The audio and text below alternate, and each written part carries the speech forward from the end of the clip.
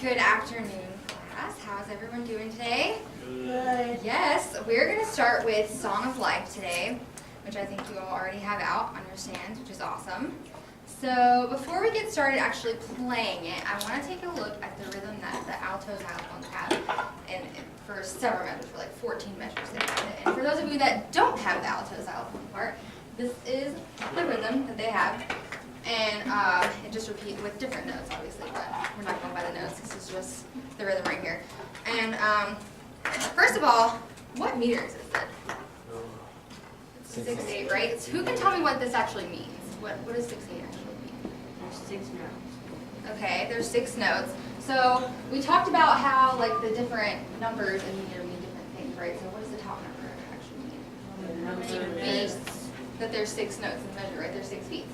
Okay, what about the bottom number? What does this 8 What mean? beat gets the, like what note gets the? Okay, right. So it tells us 1. Yeah. right. It tells us how long one beat is, right? So since this has an 8, what does that mean? Like, how long is our one beat? Eighth It's an 8th note. Great. So, does anyone remember how we talked about this last time? We talked about it a few times. How we talked about how you can split up notes to make counting them easier. Does anyone remember what that was called? Like division. Supervision. Super close. Some Not kind of supervision. division. It is subdivision. Yeah, like subdivision. Good job. Yeah, it's Subdivision. subdivision. And we talked about how you can split up. Why would that make it easier for us to split this up? Like, we have an 8th note right here, so this splits up into what? If this is our one beat, and then we're going to do like into 2 little half beats, what would that be? Like for 2, if we're going to split this 8th note up into 2 smaller ones, it'd be 16, right?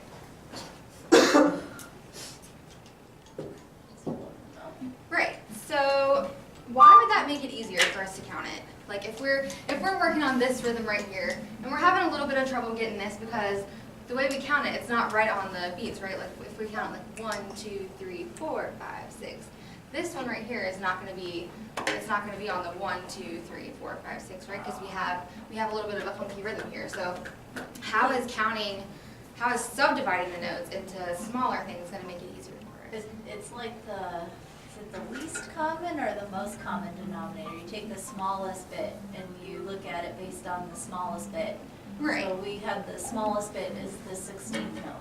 Yeah. So if we know like what our smallest piece is, then we can just think of this as a bunch of little smaller pieces, and it makes it easier for us to count it and count it on the right beats too, right? So I want to practice counting this rhythm because it shows up a lot in this piece, and so I think it's important for us to know how to count it. So what I'm going to do is I'm going to give you guys the steady beat. We're going to take it at a tempo of 1, 2, 3, 4, 5, 6, 1, 2, 3, 4, 5, 6, right?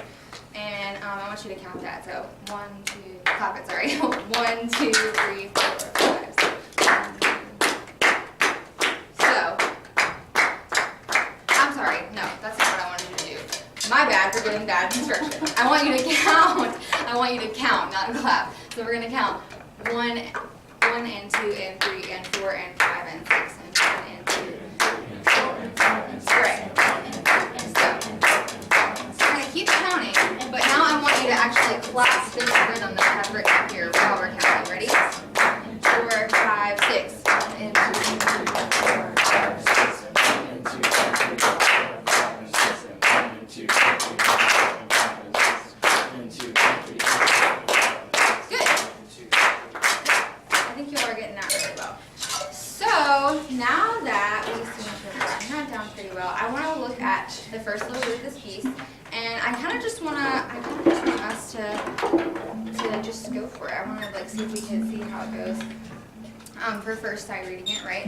And also make sure you're paying attention to your dynamics and subdividing and all that good stuff. So let's start. We're going to take it about that same tempo. So 1, 2, 3, 4, 5, 6. Everyone ready? Yeah, from the beginning, from measure 1. 4, 5, 6.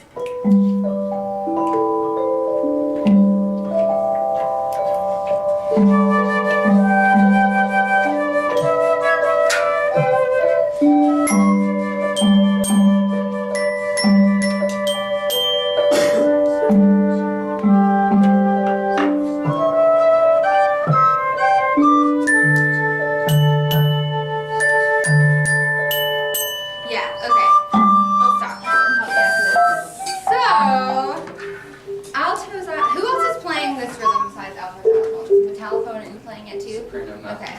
mezz. And soprano metallic, are you playing it too? Do you have that rhythm Yeah. also? You are? Okay. So can I have just y'all right at the beginning from measure 1? Ready? 4, 6.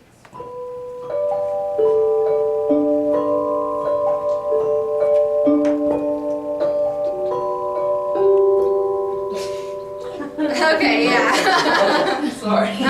Let's take a second and look at those notes. Let's take it a little bit slower because I feel like maybe y'all are having a hard time trying like reading the notes and doing this rhythm at the same time. Okay, so let's take it about 4, 5, 6. Ready? Sorry. Let me catch you. I'm gonna give you 3 beats. 4, 5, 6.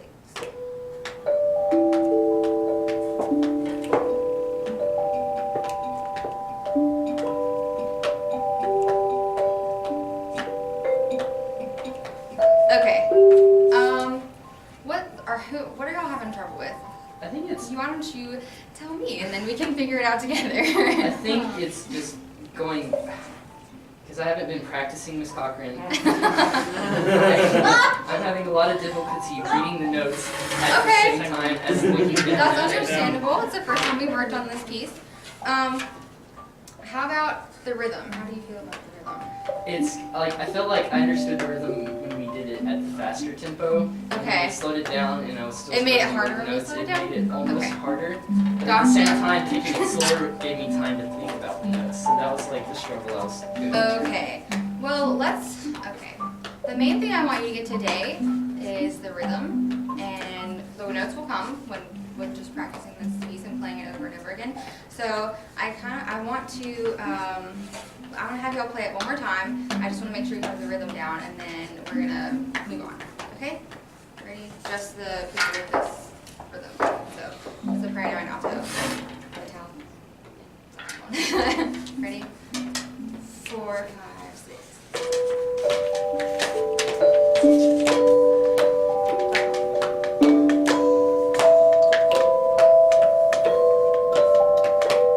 Alright, good. Let's move on. We'll come back to those notes later. Because like I said, I mainly wanted to get the rhythm for today. So let's put everyone back together, back at measure 1 again. Ready? Okay. 4, 5, 6.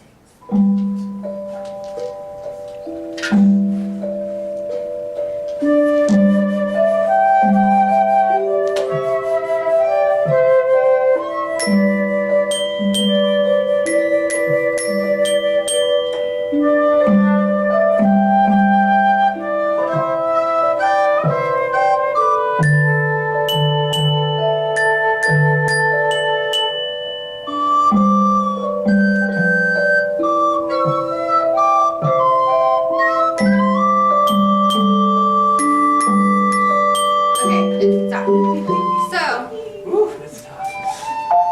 raise your hand if you have a dynamic that is mezzo, forte, or louder in any of the sections that we just played. Yes, yes. Good. So, can I volunteer to play whatever section you have that is mezzo, forte, or louder? No? I can. Okay, Alright. great. What measure are you looking at? 1, 2, 3, 4, 5, 6. 6? Yeah.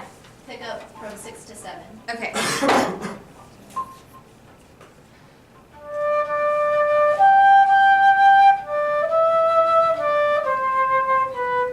And then it's Okay. Anybody else? Who else has a section that's mezzo? Kevin, did you play yours? Yeah. Okay.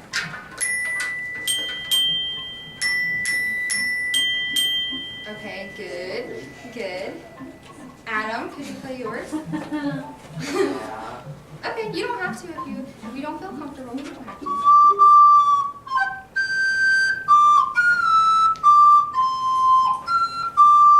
Good. So, do we notice any similarities between these parts?